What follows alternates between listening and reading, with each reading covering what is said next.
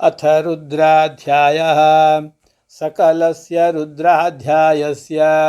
अग्निः काण्डऋषिः अनुष्टुवादिनानाछन्दांसि श्रीरुद्रो देवता। घोराघोराश्च बीजाशक्तयः चकाराः कीलकम्। श्रीरुद्रप्रीत्यर्थे जपे विनियोगः। ॐ नमः शम्भवे च अङ्गुष्ठाभ्यां नमः। मयोभवे च तर्जनीभ्यां नमः। नमः शङ्कराय च मध्यमाभ्यां नमः। मयस्कराय च अनामिकाभ्यां नमः। नमः शिवाय च कनिष्ठिकाभ्यां नमः। शिवतराय च करतलकरपृष्ठाभ्यां नमः। शान्तं पद्मासनस्थं शशधरमुकुटं पञ्चवक्त्रं त्रिनेत्रं शूलं वज्रं च खड्गं परशुमभयमप्येकभागे वहन्तम्। नागं पाशं च घण्टामथ वरदकरं साङ्कुशं वामभागे नानालङ्कारदीप्तस्फटिकमणिनिभं नौमि सदाशिवाख्यम्। ब्रह्माण्डौ व्याप्तदेहा भसितसितरुचो भासयन्तो भुजङ्गैः कण्ठे कालाः कपर्दाः कलितशशिकलाश्चण्डकोदण्डहस्ताः। त्र्यक्षा रुद्राक्षभूषा प्रणतभयहराः शाम्भवा मूर्तिभेदाः। रुद्रा श्रीरुद्रसूक्तप्रकटितविभवा नः प्रयच्छन्तु सौख्यम्। श्रीहरिहरात्मकाय नमः।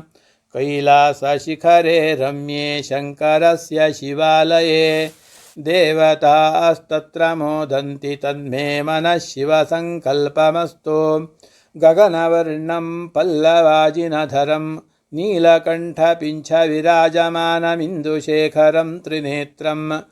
साङ्गं सायुधसवाहनसगणपत्नीकं मृगव्याधनामानं श्रीरुद्रमावाहयामि। ॐ इडादेवहुर्मनुर्यज्ञनिर्बृहस्पतिरुक्था मदानि शकुंसिषद्विश्वे देवाः सूक्तवाचः पृथिवीमातर्मामा हिगुंसीर्मधुमनिष्ये मधुजनिष्ये मधुवक्ष्यामि मधुवदिष्यामि मधुमतीं देवेभ्यो वाचमुद्यासकुशुश्रूषेण्याम्।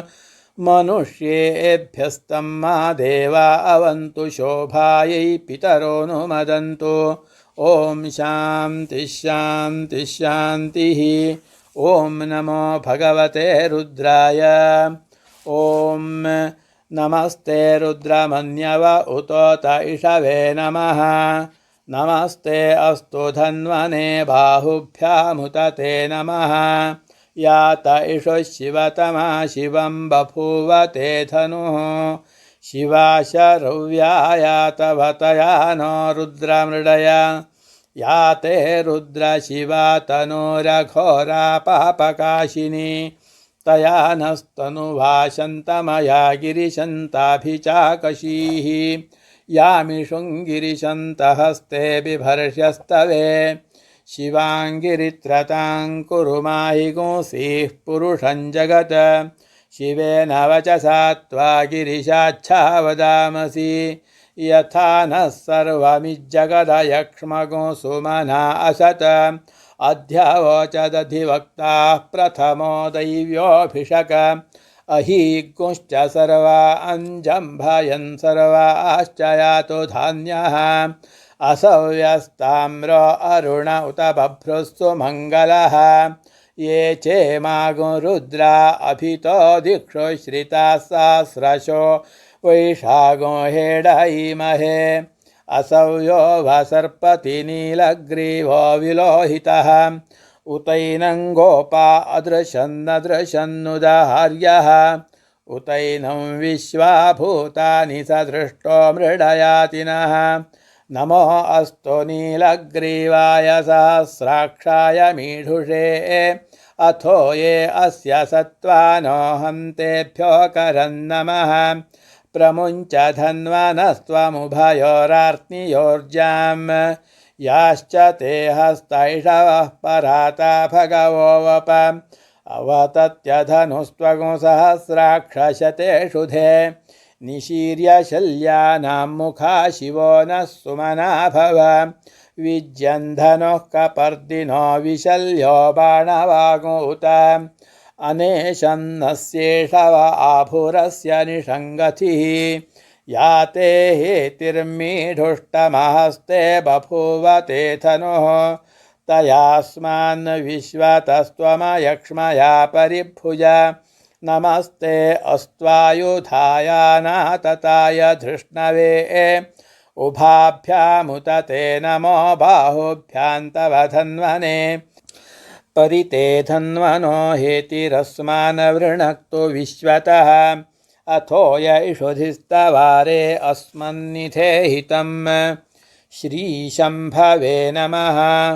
नमस्ते अस्तु भगवन् विश्वेश्वराय महादेवाय त्र्यम्बकाय त्रिपुरान्तकाय त्रिकाग्निकालाय कालाग्निरुद्राय नीलकण्ठाय मृत्युञ्जयाय सर्वेश्वराय सदाशिवाय शङ्कराय श्रीमन्महादेवाय नमः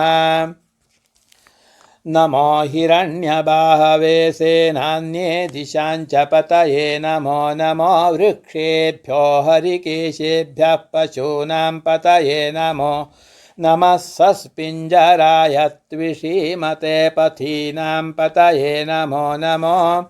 बभ्रुषाय विव्याधिनीन्नानां पतये नमो नमो हरिकेशायोपवीतिने पुष्टानां पतये नमो नमो भवस्य हेत्यै जगतां पतये नमो नमो रुद्राय तताविने क्षेत्राणां पतये नमो नमः सूताय हन्त्याय वनानां पतये नमो नमो रोहिताय स्थपतये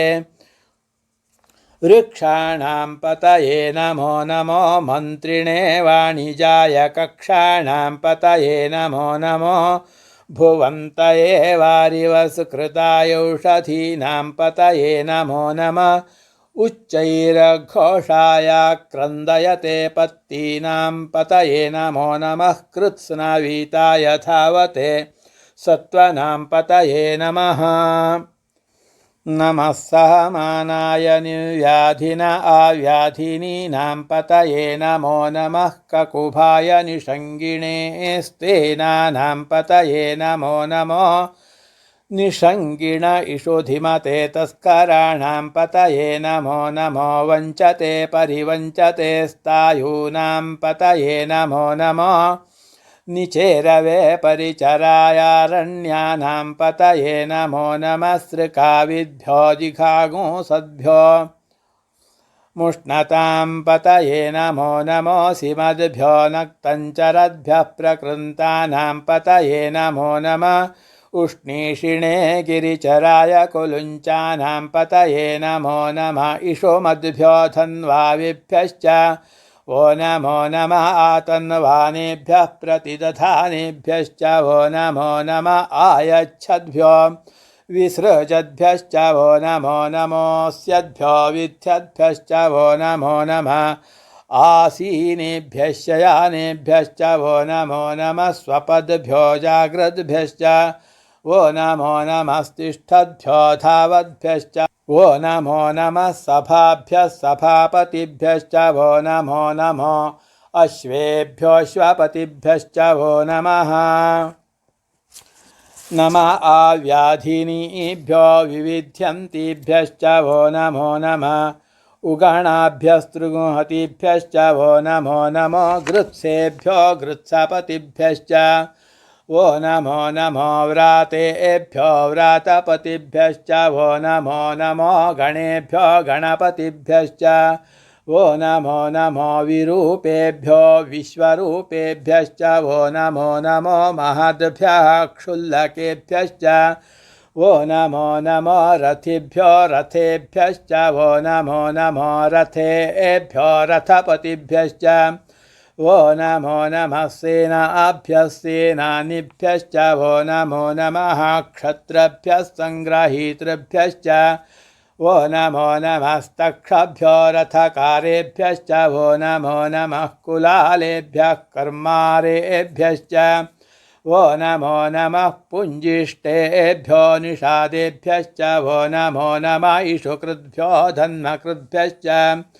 वो नमो नमो मृगयुभ्यश्वनिभ्यश्च वो नमो नमः श्वभ्यश्वपतिभ्यश्च वो नमः नमो भवाय च रुद्राय च नमः शर्वाय च पशुपतये च नमो नीलग्रीवाय च शितिकण्ठाय च नमः कपर्दिने चव्युक्तकेशाय च नमः सहस्राक्षाय च शतधन्वने च नमो गिरिशाय च शिपिविष्टाय च नमो मीढुष्टमाय चेषुमते च नमो ह्रस्वाय च वामनाय च नमो बृहते च वर्षीयसे च नमो वृद्धाय च संवृध्वने च नमो अग्र्याय च प्रथमाय च नम आशवे चाजिराय च नमः शीघ्रियाय च शीभ्याय च नम ऊर्म्याय चावस्वन्याय च नमः स्रोतस्याय च द्वीप्याय च नमो ज्येष्ठाय च कनिष्ठाय च नमः पूर्वजाय चापरजाय च नमो मध्यमाय चापगल्भाय च नमो जघन्याय च बुद्धियाय च नमः सोऽभ्याय च प्रतिसर्याय च नमो याम्याय च क्षेम्याय च नम उर्वर्याय च खल्याय च नमः श्लोक्याय चावसान्याय च नमो वन्याय च कक्ष्याय च नमः श्रवाय च प्रतिश्रवाय च नम आशुषेणाय चाशुरथाय च नमः शूराय चावभिन्दते च नमो वर्मिणे च वरूथिने च नमो बिल्मिने च कवचिने च नमः श्रुताय च श्रुतसेनाय च नमो दुन्दुभ्याय चाहनन्याय च नमो धृष्णवे च प्रमृशाय च नमो दूताय च प्रहिताय च नमो निषङ्गिणे चेषुधिमते च नमस्तीक्ष्णेषवे चायुधिने च नमः स्वायुधाय च सुधन्वने च नमः श्रुत्याय च पथ्याय च नमः काट्याय च नीप्याय च नमः सूद्याय च सरस्याय च नमो नाद्याय च वैशन्ताय च नमः कूप्याय च वट्याय च नमो वर्ष्याय च वर्ष्याय च नमो मेघ्याय च विद्युत्याय च नम ईध्रियाय च तप्याय च नमो वात्याय च रेश्मियाय च नमो वास्तव्याय च वास्तुपाय च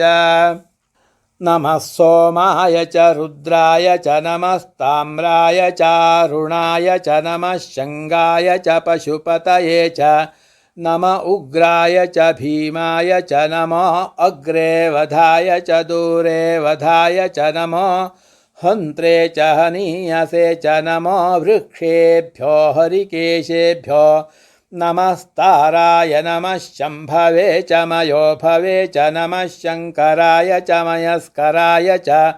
नमः शिवाय च शिवतराय च नमस्तीर्थ्याय च कूल्याय च नमः पार्याय च वार्याय च नमः प्रतरणाय चोत्तरणाय च नम आतार्याय च लाद्याय च नमः शष्प्याय च फेन्याय च नमः सिकत्याय च प्रवाह्याय च नम इरिण्याय च प्रपथ्याय च नमः किगुशिलाय च क्षयणाय च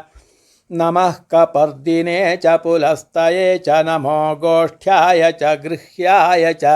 नमस्तल्प्याय च गेह्याय च नमः काट्याय च गह्वरेष्ठाय च नमो हृदयाय च निवेश्याय च नमः पागुसव्याय च रजस्याय च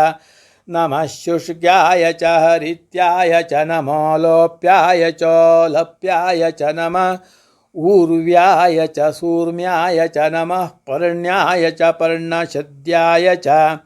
नमोपगुरमाणाय चाभिघ्नते च नम आखिदते च प्रखिदते च नमो वः किरिकेभ्यो देवानागुहृदयेभ्यो नमो विक्षीणकेभ्यो नमो विचिन्वत्केभ्यो नम आनिर्हतेभ्यो नम आमीवत्केभ्यः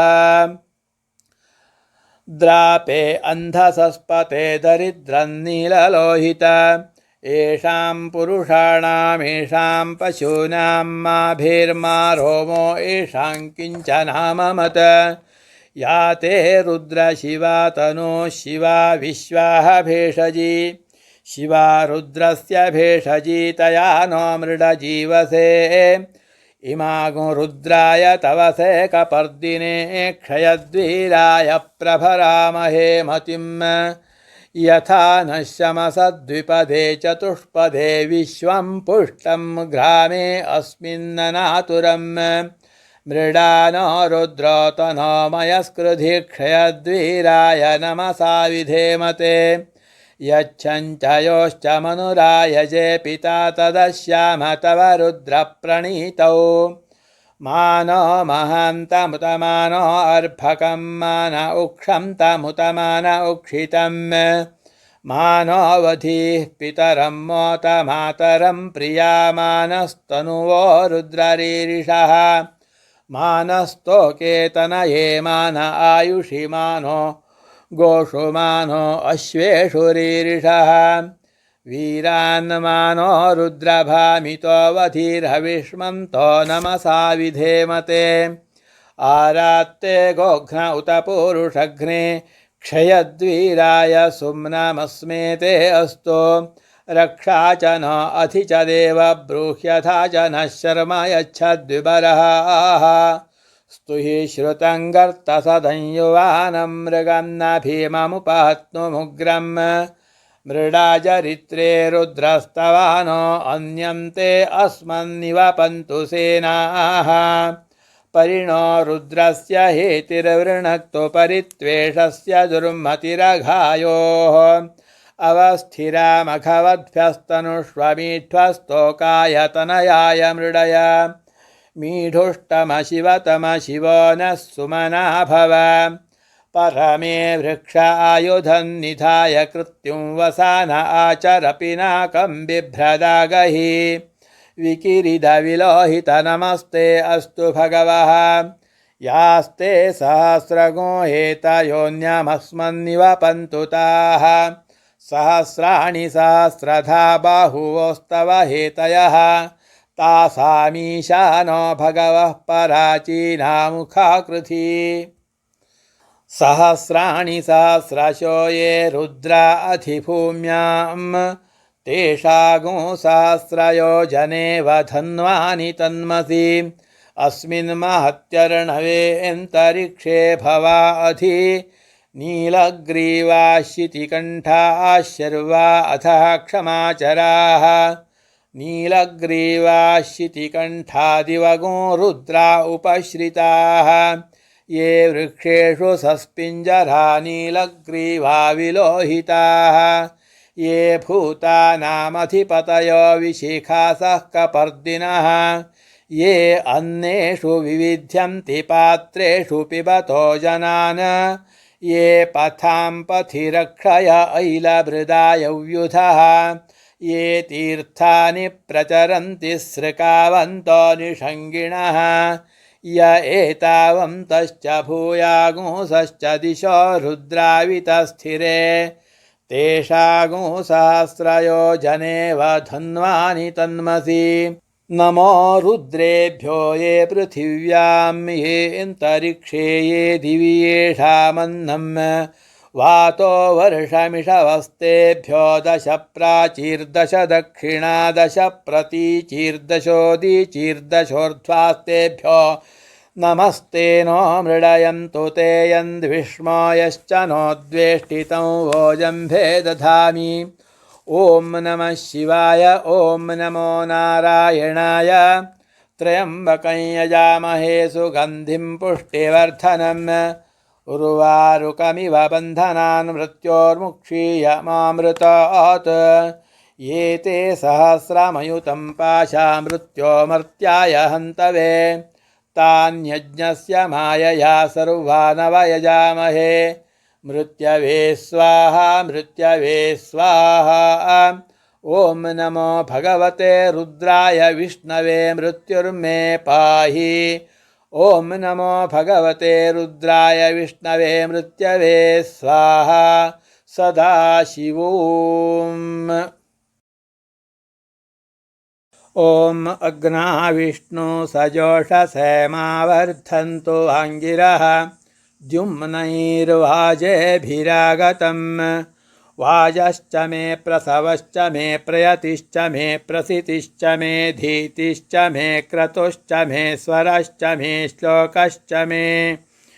श्रावश्च मे श्रुतिश्च मे ज्योतिश्च मे सुवश्च मे प्राणश्च मे पानश्च मे व्यानश्च मे सुश्च मे चित्तञ्च आधीतञ्च मे वाक्च मे मनश्च मे चक्षुश्च मे श्रोत्रञ्च मे दक्षश्च मे बलञ्च म ओजश्च मे सहश्च म आयुश्च मे जरा च म आत्मा च मे तनुश्च मे शर्म च मे वर्म च मेऽङ्गानि च मे स्थानि च मे परोगुंषि च मे शरीराणि च मे ज्यैष्ठ्यञ्च म आधिपत्यञ्च मे मन्युश्च मे भामश्च मे मश्च मेऽम्भश्च मे जेमा च मे महिमा च मे वरिमा च मे प्रतिमा च मे वर्ष्मा च मे द्राघोया च मे वृद्धञ्च मे वृद्धिश्च मे सत्यञ्च मे श्रद्धा च मे जगच्च मे धनञ्च मे वशश्च मे त्विषिश्च मे क्रीडा च मे मोदश्च मे जातञ्च मे जनिष्यमाणञ्च मे सूक्तञ्च मे सुकृतञ्च मे वित्तञ्च मे वेद्यञ्च मे भूतञ्च मे भविष्यच्च मे सुगञ्च मे सुपथञ्च मरुद्धञ्च मरुद्धिश्च मे कृप्तञ्च मे कृप्तिश्च मे मतिश्च मे सुमतिश्च मे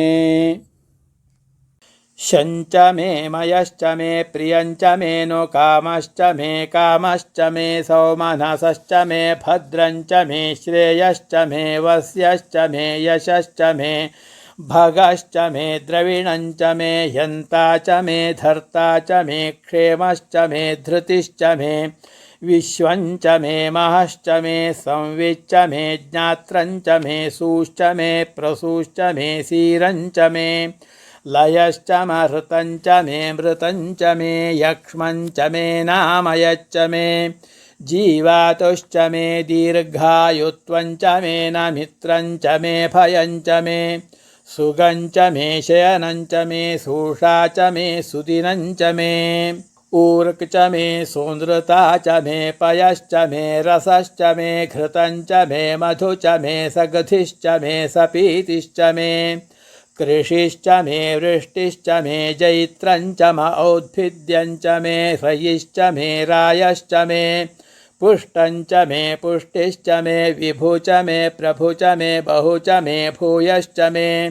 पूर्णञ्च मे पूर्णतरञ्च मे क्षितिश्च मे कूयवाश्च मेऽन्नञ्च मे क्षुच्च मे व्रीहयश्च मे यवाश्च मे माषाश्च मे तिलाश्च मे मुद्गाश्च मे खल्वाश्च मे गोधूमाश्च मे मसुराश्च मे प्रियङ्गवश्च मे नवश्च मे श्यामाकाश्च मे नीवाराश्च मे अश्मा च मे मृत्तिका च मे गिरयश्च मे पर्वताश्च मे सिकताश्च मे वनस्पतयश्च मे हिरण्यञ्च मे यश्च मे सीसञ्च मे त्रपुश्च मे श्यामञ्च मे लोहञ्च मेऽग्निश्च म आपश्च मे विरुधश्च म औषधयश्च मे कृष्णपच्यञ्च मे कृष्णपच्यञ्च मे ग्राम्याश्च मे पशव आरण्याश्च यज्ञेन कल्पन्ताम् वित्तं च मे वित्तिश्च मे भूतं च मे भूतिश्च मे वसु च मे वसतिश्च मे कर्म च मे शक्तिश्च मेऽर्थश्च म एमश्च म इतिश्च मे गतिश्च मे अग्निश्च म इन्द्रश्च मे सोमश्च म इन्द्रश्च मे सविता च म इन्द्रश्च मे सरस्वती च म इन्द्रश्च मे पूषा च म इन्द्रश्च मे बृहस्पतिश्च म इन्द्रश्च मे मित्रश्च म इन्द्रश्च मे वरुणश्च म इन्द्रश्च मे त्वष्टा च म इन्द्रश्च मे धाता च म इन्द्रश्च मे विष्णुश्च म इन्द्रश्च मेऽश्विनौ च म इन्द्रश्च मे मरुतश्च म इन्द्रश्च मे विश्वे च मे देवा इन्द्रश्च मे पृथिवी च म इन्द्रश्च मेऽन्तरिक्षं च म इन्द्रश्च मे द्यौश्च म इन्द्रश्च मे दिशश्च म इन्द्रश्च मे मूर्धा च म इन्द्रश्च मे प्रजापतिश्च म इन्द्रश्च मे अगुंशुश्च मे रश्मिश्च मेदाभ्यश्च मेऽधिपतिश्च म उपागुंशुश्च मेऽन्तर्यामश्च म ऐन्द्रवायवश्च मे मैत्रावरुणश्च म आश्विनश्च मे प्रतिप्रस्थानश्च मे शुक्रश्च मे मन्थी च म आग्रयणश्च मे वैश्वदेवश्च मे ध्रुवश्च मे वैश्वानरश्च म ऋतुग्रहाश्च मेति ग्राह्याश्च म ऐन्द्राग्नश्च मे वैश्वदेवश्च मे मरुत्वतीयाश्च मे माहेन्द्रश्च म आदित्यश्च मे सावित्रश्च मे सारस्वतश्च मे पौष्णश्च मे पात्नीवतश्च मे हारियोजनश्च मे इध्मश्च मे बर्हिश्च मे वेदिश्च मे धिष्णियाश्च मे सृचश्च मे चमसाश्च मे ग्रावाणश्च मे स्वरवश्च म उपरवाश्च मे धिषवणे च मे द्रोणकलशश्च मे वायव्यानि च मे पूतभृच्च माधवनीयश्च म आग्निध्रं च मे हविर्धानं च मे ग्रहाश्च मे सदश्च मे पुरोडाशाश्च मे पचताश्च मे वभृथश्च मे स्वगाकारश्च मे अग्निश्च मे घर्मश्च मेऽर्कश्च मे सूर्यश्च मे प्राणश्च मेऽश्वमेधश्च मे पृथिवी च मे दितिश्च मे द्यौश्च मे शक्वरीरङ्गुलयो दिशश्च मे यज्ञेन कल्पन्तामृक् च मे साम च मे स्तोमश्च मे यजुश्च मे दीक्षा च मे तपश्च म ऋतुश्च मे व्रतं च मे रात्रयोर्वृष्ट्या बृहद्रथन्तरे च मे यज्ञेन कल्पेताम् गर्भाश्च मे वत्साश्च मे त्र्यविश्च मे त्र्यवी च मे दित्यवाच्च मे दित्यौही च मे पञ्चाविश्च मे पञ्चावी च मे त्रिवत्सश्च मे त्रिवत्सा च मे तुर्यवाच्च मे तुर्यौही च मे पष्ठवाच्च मे पष्ठौही च म उक्षा च मे वशा च म ऋषभश्च मे वेहश्च मे नड्वाञ्च मे धेनुश्च म आयुर्यज्ञेन कल्पतां प्राणो यज्ञेन कल्पतामपानो यज्ञेन कल्पतां व्यानो यज्ञेन कल्पतां चक्षुर्यज्ञेन कल्पतां श्रोत्रं यज्ञेन कल्पतां मनो यज्ञेन कल्पतां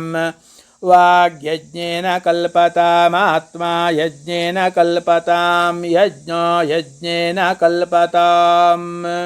एका च मे तिस्रश्च मे पञ्च च मे सप्त च मे नव च म एकादश च मे त्रयोदश च मे पञ्चदश च मे सप्तदश च मे नवदश च म एकविंशतिश्च मे त्रयोविंशतिश्च मे पञ्चविंशतिश्च मे सप्तविंशतिश्च मे नवविंशतिश्च म एकत्रिंशच्च मे त्रयस्त्रिंशच्च मे चतस्रश्च मेष्टौ च मे द्वादश च मे षोडश च मे विंशतिश्च मे चतुर्विंशतिश्च मेष्टाविंशतिश्च मे द्वात्रिंशच्च मे षट्त्रिंशच्च मे चत्वारि गुंशच्च मे चतुश्चत्वारि गुंशच्च मेष्टाचत्वारि गुंशच्च मे वाजश्च प्रसवश्चापिजश्च क्रतुश्च सुवश्च मूर्धा च व्यश्निहश्चान्त्यायनश्चान्त्यश्च भौवनश्च